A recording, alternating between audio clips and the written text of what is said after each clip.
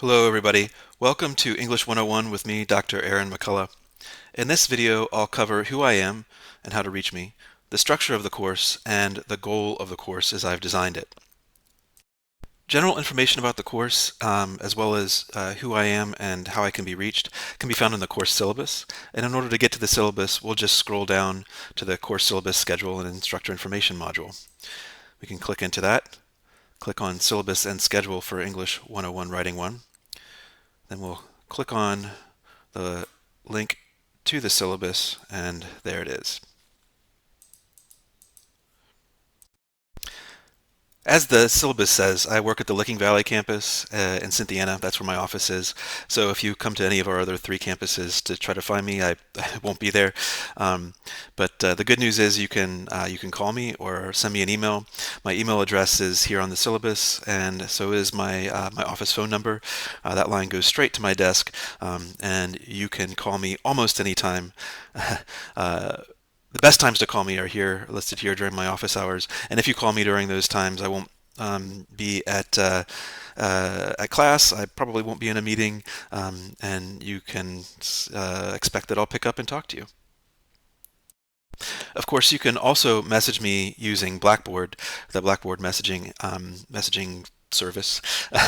But there's one more app that I want to show you that you can use, one more piece of technology that you can use to contact me, and that's the OnceHub app here. This is my OnceHub page, a link to my OnceHub page, and if you click on that, it will take you directly to a scheduler, and you can select a time that will work for you, and then also select whether you want to meet in person, whether you'd like me to call you, or if you leave a little note, then you can indicate that you would like to talk with me via our video conferencing app Teams. And once you generate the request for a meeting, you'll have a meeting link that will be generated for Teams. And if you tell me that you will be there in the Teams meeting, then I will be there also, and we can have a video conference. Now, I've noticed there is some confusion about what office hours are, and of course this is an online course, and so you won't be able to talk to me every week or twice a week, or usually in-person courses are scheduled once or twice a week. This is an online course, and so you won't have the benefit of me, talking to you, you asking me questions. You won't have that benefit, but that doesn't mean that I won't expect you to interact with me at some point in the course. And honestly, it's to your benefit. Office hours are there for you to contact me. I'm sitting at my desk. You can just sort of imagine me sitting at my desk, or given the day and age that it is, imagine that I'm your AI agent, except for I'm better than AI because I actually designed the course and can answer all your questions about the course. So you can call me at any point during these times, and I will be there, and I will pick up the phone and I will talk to you. There are a few exceptions to that. I might have a meeting. I might be away from my desk, but if you leave a message, I'll give you a call back pretty quickly. Okay, so now let's get into the structure of the course. And in order to do that, we'll scroll down a few pages. And first things first, I want to show you the types of assignments that you're going to be doing in this class. Day to day, week to week, the kinds of assignments that you're going to do most are the discussion board posts and informal assignments. That makes up 35% of your grade, as you can see here in the grade breakdown. Then other than that, you're going to have basically 3 major papers and 1 small paper. The reflection paper is sort of like a final exam, except for it's only worth 5% of your grade. But it's just going to be a little reflection paper on your experience of the class during this semester. But then other than that, you'll have 3 major papers: the literacy autobiography, the rhetorical analysis paper, and the argument paper. And those are worth 15, 20, and 25% of your grade. If you scroll back up to this section, the course outline, you'll see what we're going to be doing from week to week. The various topics, the various readings that you'll be doing, and the various assignments. And so if you if you need a little preview of what we're going to be doing week to week, you can see this section. You can look at the course outline and get a preview of that. It'll also give you an idea of when major assignments are going to be due, and so that you can plan for those now if you need to. The one thing that you'll note is that this is only an 8-week class. That means that the course is going to happen very quickly. It's going to happen twice as quickly as a 16-week class, and so each week is going to be basically crammed with double the amount of assignments that you'll have in an 8-week class. So, you can do it. It's going to be just a little bit fast, so hold on to your hats, and I'll be here for you through the ride, even if it gets a little bumpy because of the speed we're going to be going at. Now, because this is an 8-week class, I will have basically 3 due dates throughout the week. Usually, I would just have due dates on Friday and Sunday, with the major papers due on Monday, to give you that full weekend to get those done. But because this is an accelerated class, you will have some Wednesday due dates. So keep an eye out for those, and just sort of plan on having your work done Wednesday, Friday, and Sunday. And each of the modules in Blackboard, which I'll show you in a second, will indicate when assignments are going to be due. So I'll show you that in just a moment. Before we get there, though, I want to show you a few course policies, and the first one is my late work policy. So I do have a late work policy. I encourage you to read it, and especially if you're about to turn in an assignment late, just pop in there and check out what the sort of what the rules of the course are. The most important thing, though, to take away from the late work policy is that it's never too late. You turn in an assignment late, you turn in multiple assignments late. All you really need to do is contact me, let me know what's going on. The best thing to do would be to have a conference with me, and I will work with you. It's it. I'm extremely, I wouldn't say lax, but I'm extremely forgiving with late work. I know life happens, and so we will work something out. Don't worry. Now, one other important policy area I want to share with you is the policy surrounding academic dishonesty, and in particular, the AI policy that I have. And there's a lot of information here on cheating, on plagiarism. But the most important part of this, people don't necessarily plagiarize anymore in a writing class. They just turn to AI to do the writing for them. And this is an area, I said I'm fairly forgiving with my late work policy. This is an area where I'm not forgiving. So you will want to read this carefully and understand what the policy is, and you will take a short little quiz this first week on the artificial intelligence policy. So read it carefully, and you can have it open while you're taking the quiz. But like I said, I am not forgiving about this. There's no reason to use AI in a writing class except for to cheat. And so we will not be using AI in this class. So the policy states, using artificial intelligence without proper citation to create writing assignments for the class is prohibited and will be considered an act of academic dishonesty.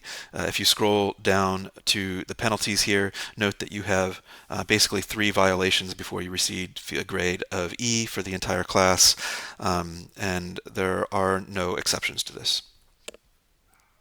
Okay, so let's pop out of the syllabus here and go back into the Blackboard content area. And I'd like to say a few words about what this class is, the way that I've designed it, and I'll try to explain myself a little bit, my philosophy of teaching writing, and what I want you guys to take from the class. So this course is about practicing writing as a strategic process of inquiry and execution. What does this mean? So essentially there are 2 myths about writing that I'll try to dispel in this class. The first is that writing is simply personal expression, that it comes from our individual hearts and minds. And I this isn't completely false, obviously. I'm a poet, a creative writer, and I really like to think of writing as at least in partially as personal expression. But there's a problem with this idea. And the problem with this is that it leads to the belief that we are either good or bad at writing, and that our destiny is fixed for all time based on whether we're good or bad. Educators call this a fixed mindset. The idea that you can't actually learn how to do better in writing, or maybe math, or whatever subject it is that you think that you're good or bad at. However, in this class, you'll learn to think of writing as made up of lots of big and little strategies. And you can learn these strategies through study and practice, just like learning to drive, learning to cook, learning to fix an airplane. So when we approach writing like this, we begin to develop what educators call the opposite of a fixed mindset, a growth mindset towards writing. And under a growth mindset, we are all capable of growth. Those people who are good at writing and those people who think of themselves as bad at writing. We're capable of changing and of improving by paying attention, by learning strategies, and by practicing them. The second myth that we're going to refute in this class is the idea that there's only one way to write well. Um, all of my high school English teachers and a lot of my college English teachers taught this way. The problem with this is one you can probably guess. All of them taught different one ways to teach well. All of their one ways to teach well looked different. So clearly there's not just one way to write well. I'm sure this is an experience that many of you have had. And the truth is, and this is something that I'll argue to my grave, the truth is that there are that different writing situations demand different writing strategies. You can succeed in many different ways depending on the situation that you're writing in. A business email or a presentation, a birthday card message to an estranged father, a literature paper, a philosophy paper, a history paper. These different writing situations all call for different writing strategies. And the big idea that we'll use to investigate this, to figure out what kinds of strategies we need to use in any given situation, the big idea that we'll use is rhetoric. Rhetoric. So good work making it this far in this first video of the semester. You've reached the point where I give you a little tip about how to succeed in this class. I've taught for some number of years, and I think it's fair to characterize my class as an easy B. Part of this is because 35% of your final grade is made up of those informal assignments and discussion board posts. And as long as you follow the instructions and complete those assignments, you'll get 100% of all the points for those assignments, and that makes up quite a bit of your grade. The three major papers are a bit more difficult, but I do give you extensive feedback, which you can use to revise, and you can revise any one of those three major papers at the end of the semester for a completely new grade. The flip side of this, though, is that if you don't do those informal assignments, it's kind of hard to do well.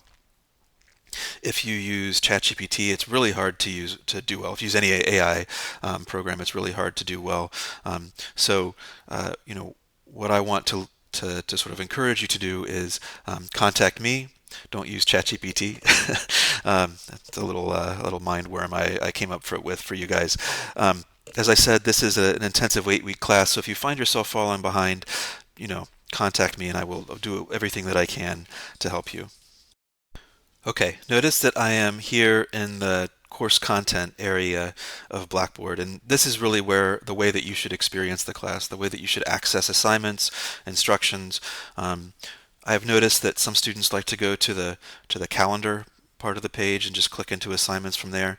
If you do that, you're not going to do well because you're not going to be watching lecture videos, reading the readings that are required, and sort of understanding the structure of the course. So what I would like to encourage you to do is to, whenever you come in to do your work for this course, go to the content area and scroll down to the weekly module that you are in, and once you've clicked into the module, make sure you're going into the overview and checklist for that particular week. Week 1, for instance, has a bunch of instructions, little tips for what we're going to be doing for that week and how to succeed in the course.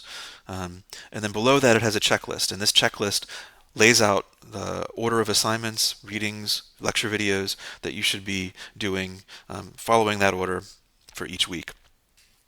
It has due dates for those assignments that you can keep track of, and so really at the beginning of each week you need to be going into the module and checklist, the module overview and checklist, excuse me, and looking through this to understand what the week is going to look like. At the bottom, you'll also find weekly tips and weekly learning objectives. So after that, you'll find folders that organize the different assignments by major topic. Here we have the course introductions, the assignments related to the mother tongue readings and discussion board, and the assignments relating to the metacognition paper. And once you click into those, each of those, you'll see these, and you should do them in the order that they are listed within that folder. You'll notice some other modules, the technology troubleshooting and other support services module, and at the top, the course textbook and other resources. If you have a reading from the course textbook, which is the Norton Field Guide to Writing, there will be a link in the module to the chapter that I'm asking you to read. But if you ever need to access it, just sort of, not going to the chapters but by going to the textbook as a whole, you can access it here, the Norton Field Guide to Writing, or the Little Seagull Handbook, and then there's some other resources that I have here for you that should help you do well in the class. All right, take care. That's all I have for you. I'll look forward to seeing what you all write through the semester, and of course, reach out to me if you have any questions.